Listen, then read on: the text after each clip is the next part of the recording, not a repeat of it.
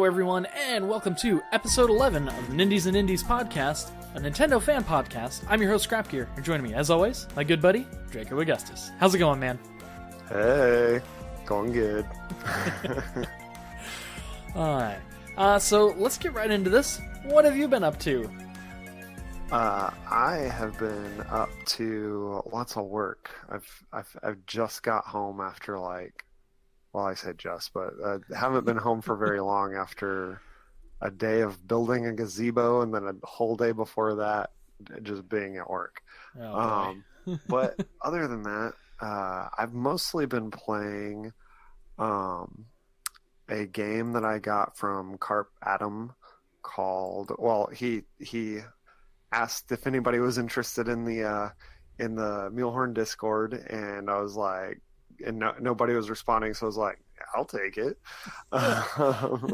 And yeah, it actually is pretty fun little game. It's like a RPG, Metroidvania type game, but which, you know, like kind of side-scrolling beat 'em up, and you have skills that you can get and upgrade and stuff.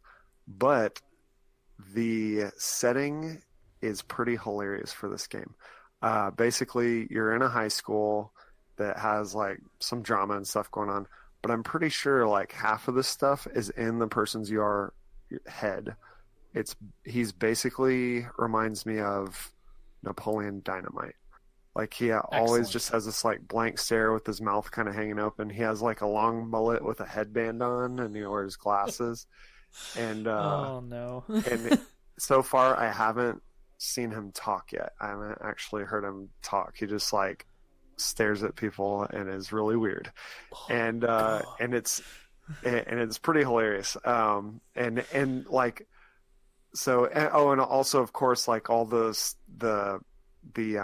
skills, and like when you go in your menus and stuff, it all looks like it was drawn or written in a notebook, you know. So like and the game that everyone is playing and it all relates to is D&D, or what was it? It's like Dwarves and Druids or something like that. Or like yeah. So it's a pretty funny little game. There's some neat little references in it, and just really goofy, but fun. You know, it's got pretty good. The gameplay, like the fighting part, actually reminds me a lot of Battle Chef Brigade, and the kind of the animation is similar too. But it's the art style is different, but just the way the animations work on the screen is the same.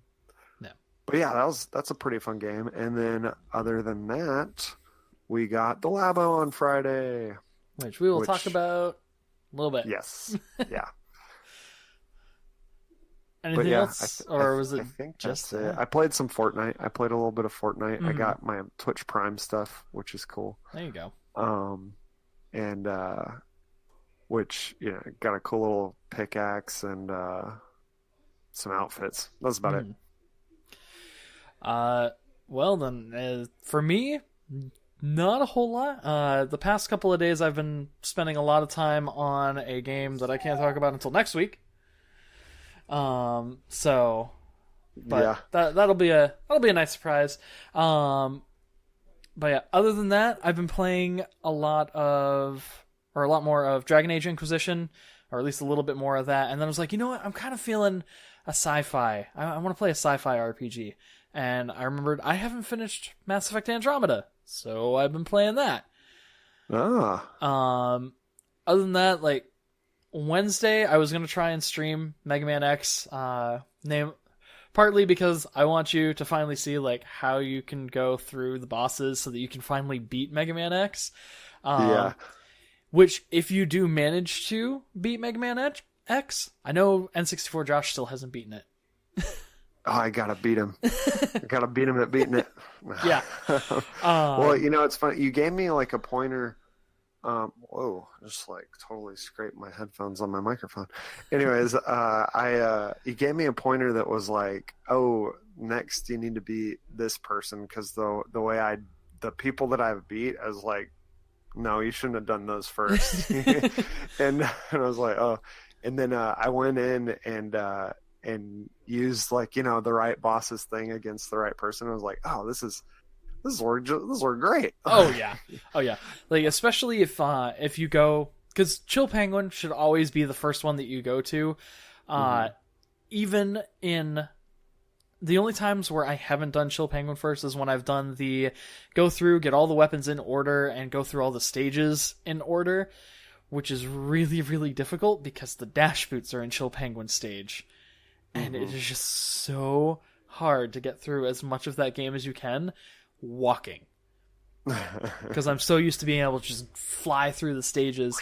And then there's been another time where I've done the same thing, where I've gotten all the weapons in order, but I go through and get as many of the power-ups as I can before I start doing that. So pretty much just like, okay, I'll just fly through this stage, get the power-ups that I can get, and then just get a game over, go back to the boss select screen, go to the next one, and do all this stuff.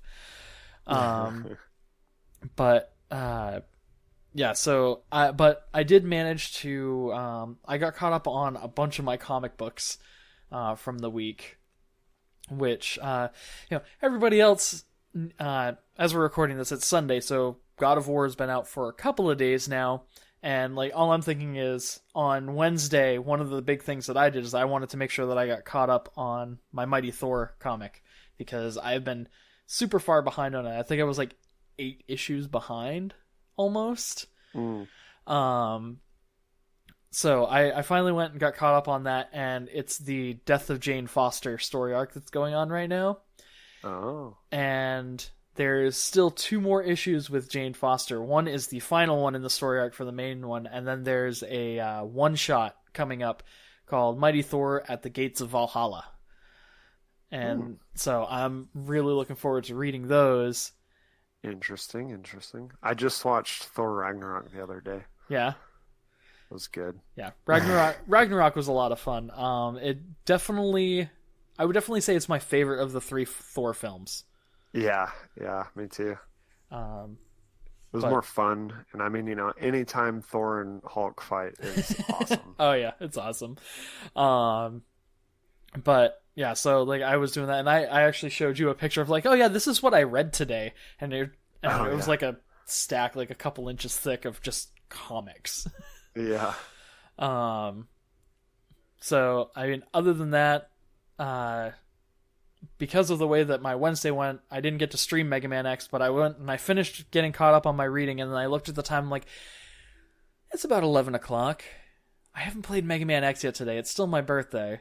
I gotta play at least once, and I went through and I just did my speed run, and I think as I dealt the last blow to Sigma, it was 12:02.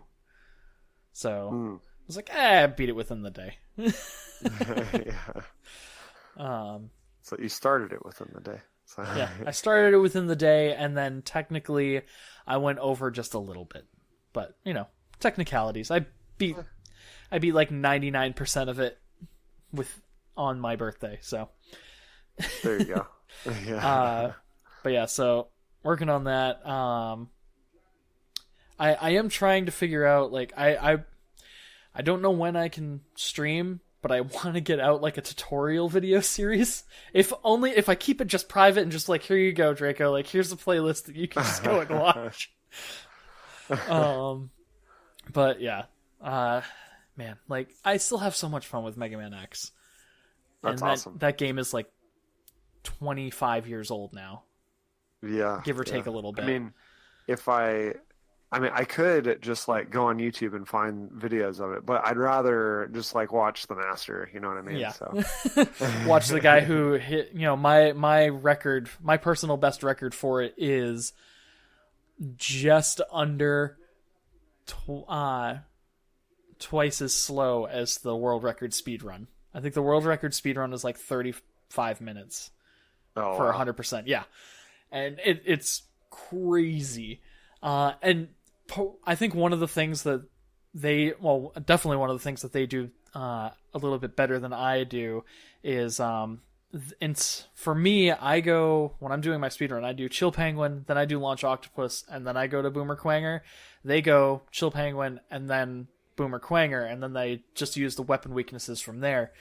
But I don't know. I have no problems using doing it the way that I do. It's just it's more fun for me that way. And also I like being able to say that yes, I can beat Launch Octopus with just the Buster. But yeah, other than that, like that's all that I've been playing this week that I can talk about.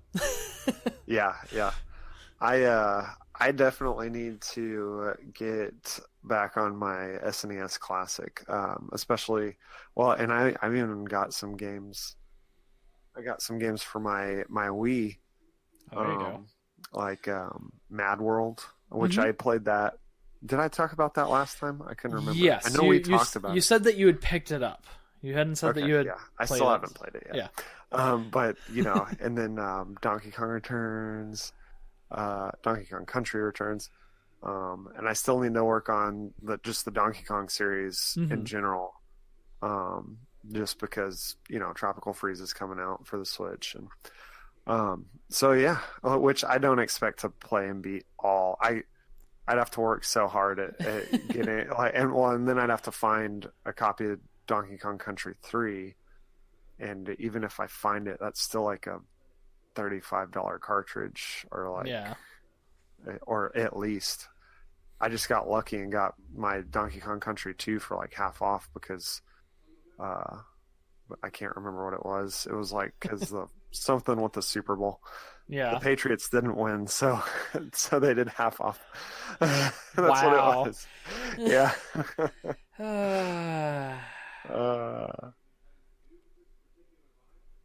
Go New England.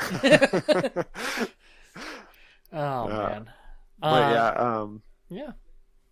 So there is one thing that we're excited about doing tonight, which is Westworld Season 2. I still haven't watched the first season. Dude, you got it. If there's you haven't watched Game of Thrones either, have you? No.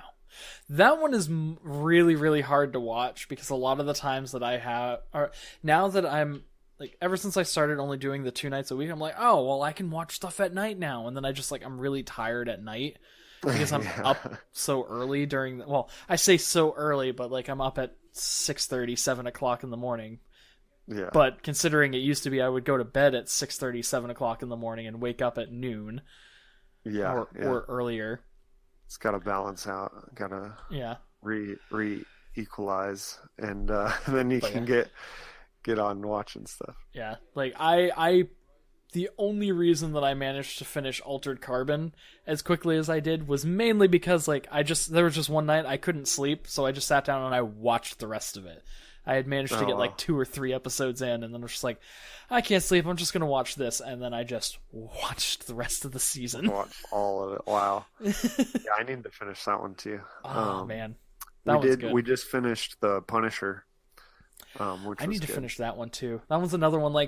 I watched some of the other Marvel stuff with the kids around. I could get by with some of it, but The Punisher is just one of those ones that I can't. Yeah, pretty much all the Netflix series. We're not even going to try to watch around the kids. One we did want to start watching that we've heard a lot of good things about is Legion, which is on Hulu and I think Amazon Prime too. That's an X-Men series run by Fox, and that's my problem. I'm just I've heard that it's pretty good, but those are people that are looking at it as, oh, hey, it's a TV show that just happens to have superheroes in it. Yeah. But me, I've got X-Men with Fox as a sore spot for me. Although I did see a tweet about how the Dark Phoenix movie is going to be the last Fox specific X-Men movie before the merger with Disney. I'm just yay, so you're going to put out one more steaming pile and then we'll, get decent X-Men films. Excellent. Right. I like the first X-Men movies. The first X-Men movie that with Hugh Jackman in it. Yeah. That was good. Hugh Jackman did an awesome job as Logan. Mm-hmm. And I have such a hard time talking to people about the Old Man Logan movie, or I think it was just Logan was the name of the movie, but he was Old Man Logan. Yeah. And overall, that was definitely one of their best films. However, Wolverine and X-23 are two of my favorite X-Men, and they horribly botched that whole thing. And that's what has me super upset about that movie. See, I hadn't even watched that one yet. Yeah. I haven't watched Annihilation either. Do I need to watch all that before I watch Legion? What was Annihilation? Wasn't it Apocalypse? Apocalypse. That's X-Men what Apocalypse. I was thinking of the Mortal Kombat movie. X-Men Apocalypse was okay. They did make a joke about how in a trilogy, the third is always the worst of the three movies, and it was because like the young X-Men, it was Cyclops, Jean, Nightcrawler, and I think that was it. They had all gone to go see The Return of the Jedi, and then they left. It was like, let's just all agree that like the second is usually the best in a trilogy, which X-Men 2 of those first three was probably the best one. It still wasn't great. Like 3 was definitely a dumpster fire. But we are getting into a completely different... I know, I was like, we're totally derailing from our Nintendo podcast here. I will have to... my wife and I are huge X-Men fans, so like watching some of the Fox X-Men movies it hurts. It hurts, man. I've just heard good things about Legion, so... Yeah. Anyways. Back on track. Let's actually just move on to our next subject. We are... so Nintendo Labo just came out on Friday, right? Yeah. I have not picked it up. I don't know if or when I will. However, you did. So I did. How is that going? It is going pretty well. We've only built, I say we, but really Elliot did all of it pretty much, which I was just I watched him through pretty much the whole thing. I like got up and did some stuff. It was pretty hilarious. Because I was kind of like, it didn't come in till kind of late. Yeah. And I was like, well, you can do one thing. And I was like, do the RC cars because they look a lot more simple, right? Mm-hmm.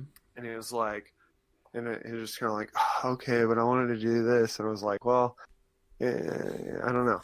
And I came back and I realized, what? We don't have time to build a giant cardboard robot. Yeah. Well, we didn't get the robot one. That's a separate package. We got the variety pack. Okay. Yeah, we didn't have the time for that. But yeah, I mean, he sat down and just started going, and it's really simple and easy. Like, it starts off saying like, okay, let's do practice. It only lets you build first. Like, you have to unlock the other parts, right? And it starts off saying like, here's a practice build, and it has all the pages, the sheets of cardboard lettered, and then it'll like highlight the part you need to punch out and stuff. And then it showed him just like a Joy-Con holder, just how to build a simple little cardboard Joy-Con holder, right? Mm-hmm. And he did that like all by himself. He kind of asked me a few things, and I kind of helped him figure out the controls for fast forwarding and stuff.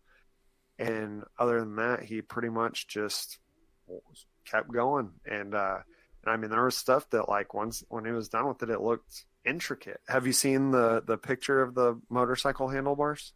I remember seeing it in the trailer. I don't think I've seen some of the picture stuff. I do remember seeing the picture that you posted while he was building it, and there was the pizza box off to the side. Yeah.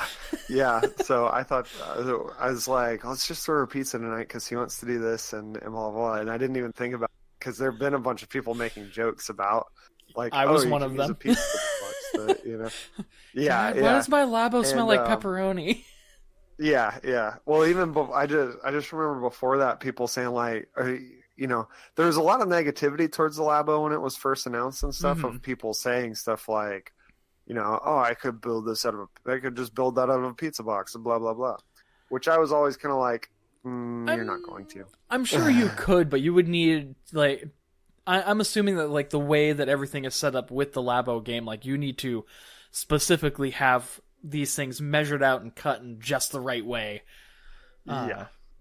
I mean, it's all very, very precise. Like, and there's some pretty like complicated folds where like it almost looks like you're just rolling the cardboard, but it ends up like coming together and then actually having a little tab that clips into place, you know? Uh-huh. And yeah, it's pretty precise folds, and which I was kind of like, he only needed my help with a few folds, and it was just because it was like a pretty like hard, like you had to crease it pretty good, and it was just kind of thicker, so he couldn't get a good crease on it, you know. And that, and then rubber bands. There's parts where you place some rubber bands, and he just needed some help. And I actually had kind of a hard time getting it inside. Like it was kind of hard to get in and pull it around, but we figured it out, and he did really good. Like I was amazed that he just did the whole thing on his own pretty much. And I was glad to see that too. And especially because, like I said, I told him to do something simple, but that ended up taking him like 4 hours to do the motorcycle handlebars. The pizza break was in there, but it took a while for everything. And then he played some after, you know, and it's basically like Mario Kart, but with motion controls on a hand, and you actually turn the handlebar like on a real motorcycle to go. Yeah. And you can even like drift and stuff. And but then also, we haven't done this yet, but I saw on one of the videos that Nintendo posted is you can actually like use the infrared on the Joy-Cons to like point it at an object, and they showed a hand, and they put their hand out and put the infrared, pointed the infrared camera on the Joy-Con at their hand, and a handprint came up in the middle of the map, right, like out of the ground. Oh wow. Kinda. Yeah, and they were able to use that to like race on and stuff, you know. Nice. And then there's ways to customize tracks and stuff, and using actually like there's a little motorcycle that you can, like a mini motorcycle, right? Like a full motorcycle that you put a Joy-Con in, and you actually like kind of drive it around in the air, and you'll actually make a track on the map. Like you know what I mean? Yeah, that's kind of cool. I mean, it's pretty like in-depth, like intricate stuff. And after watching that, which I'll show you the video once we're done. I mean, like I didn't realize how intricate the infrared camera was, to where like you can set the RC cars that I told him he should build up. It uses the infrared to actually like see objects in front of it, and you can like set it to steer itself too, I think. Yeah. And even if not, you can actually see it on your Switch screen as you're holding your screen and controlling it. You can like put it inside a box and just use that to actually see. As you like go around in the dark, basically. Yeah. So I mean, it's a lot more than people thought it was going to be. Yeah. Like the house, which, like I said, the only one that we finished building was the motorcycle, and I wrote up a thing for Mulehorn Gaming, so hopefully that posts soon. And yeah, the house has like a bunch of little games that you play with this little creature in it and stuff. And I don't know, it's just it's all really cool. And I mean, he already got 4 hours of entertainment out of it, and he just built that one thing so far, you know. And there's still a bunch of stuff that you can do with it that he hasn't done yet, and that he's excited to do. So yeah, I mean, so far it's definitely worth it. It's only 10 more bucks than a regular game. So yeah. I mean, did you see the picture on Twitter? I think that was where I saw it. It was a picture of someone who they built the I think it's like the Labo. I don't want to say jitterbug, but it was like you put the Joy-Con in it, and like you vibrate the Joy-Con to like get the thing to move forward, but they had taped like the butcher knives onto them, and it was like, it's Labo death battle. Oh really? That's funny. Yeah. Because they actually they set it up to where like you can have two sets of Joy-Cons doing it, you know, and like and battle, like just knocking each other over, you know? Yeah. And it has little attachments for it, not knives, but yeah, you know, though someone went and they duct taped like big knives to each of their Joy-Con, and they just had them like pointed at each other. Oh, wow. Ready to That's go. Awesome. Ching, ching, ching. That's hilarious. Mm-hmm. But yeah, I'm definitely excited to see how he does with the rest of it. I'm definitely like, because at first I like, and even coming up, like, do we really need to get that? And I was like, yeah, I'll get it. Like, there started being like the cool, like, IGN had a cool video come out for it, and like, there's a Bill Nye the Science Guy video on the Labo too. Yeah, which I saw thought that. was cool. Yeah. So I was just like, yeah, I'll get it. I'll at least get that one, And so, and now he's got the robot kit on his Amazon wish list. Nice. So, Nana and Grambo, if you guys are listening, that's what he wants for whenever he can get it. Yeah. Definitely going to want to hop on that before the holiday season. I mean, that the holiday season's quite a ways away. But who knows if it will still be available. Yeah, exactly. Which I know Target was setting up, like they had a bunch of amiibos on clearance because they were all just the Animal Crossing amiibos. Of course. And they were just trying to clear it all out for the Nintendo Labo stuff to come in. Mm-hmm. And so it looked like they were getting ready for quite a display on it. So I want to go and check it out. So surprisingly, I hadn't been to Target this weekend yet. I don't know how we go to Target like every day. Yeah. So like I said, I haven't had the chance to use any Labo stuff yet, so I don't really have anything to put into it. But I have seen that like some people have been like that were skeptical about it, have been really enjoying it.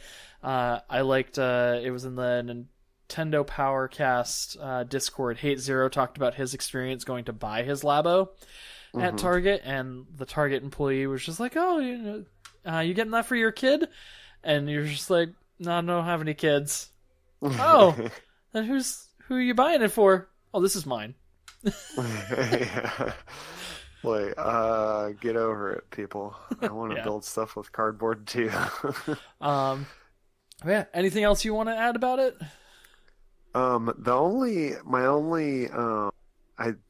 haven't had an issue yet, but my only fear, I think, is my younger son, who's 4, getting it and tearing it apart if he gets angry, which will infuriate and extremely upset my older son if that were to ever happen. So, and because you feel like, yeah, I mean, yeah, I'd just start getting upset at everybody. Then I'd be like, okay,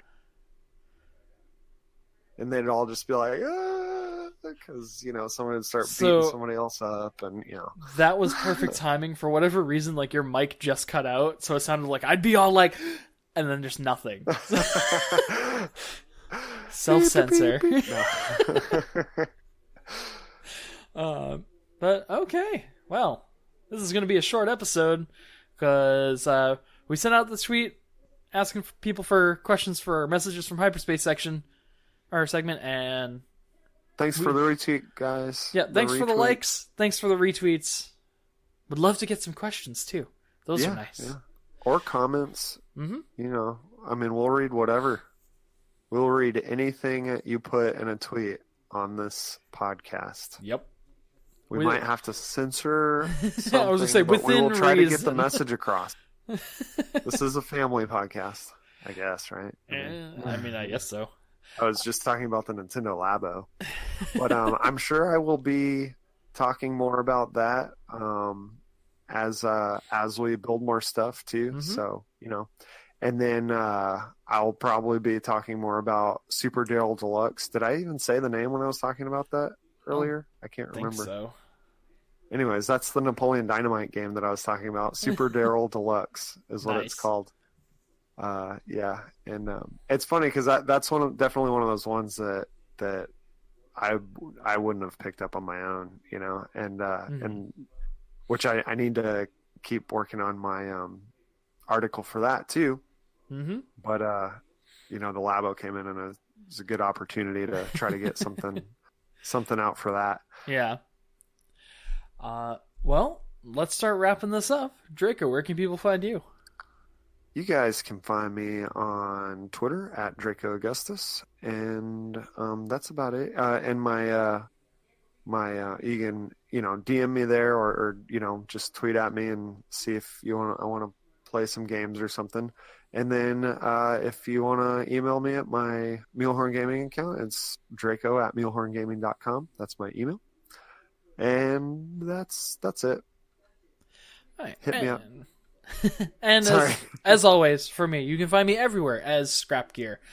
And be sure to follow Nindies and Indies on Twitter at Nindies and Indies. That's Nindies twice, because and is too long. But yeah, if you've got any questions for us, be sure you can either message us or you can hit us up with the hashtag StarRoadMail, and any questions you give us, we will read on the air, barring maybe some censorship if you're, one of those people. Like I said, we'll try to get the message across. Yes.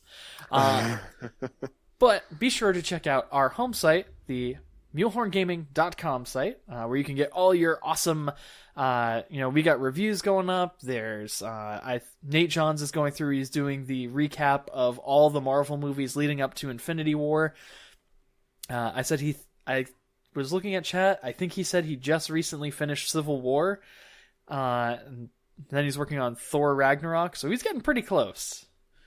He's getting close, but he's not sure he's going to be able to get them all out before the Infinity War comes out on Friday. Oh yeah, I just went on the Mulehorn Gaming site. It's like Road to Infinity War, Guardians of the Galaxy. Then he is Winter Soldier. Ranking those out. Yeah. Me, I am working on a review for something that's coming out next week, as well as I know Friday, Jotun the Valhalla edition comes out on the Switch, and I definitely want to pick that up, and I'm going to try to do a review for that too. It'll be a little bit past the launch date, but I will get it up there, just because it looks awesome. I can't wait to try that out. But if you like listening to video game podcasts and you want to find another one, be sure to check out the Analog Assault podcast, the official video game podcast of mulehorngaming.com. But that is going to do it for episode 11 of the Nindies and Indies, a Nintendo fan podcast. Until next time, GG. GG.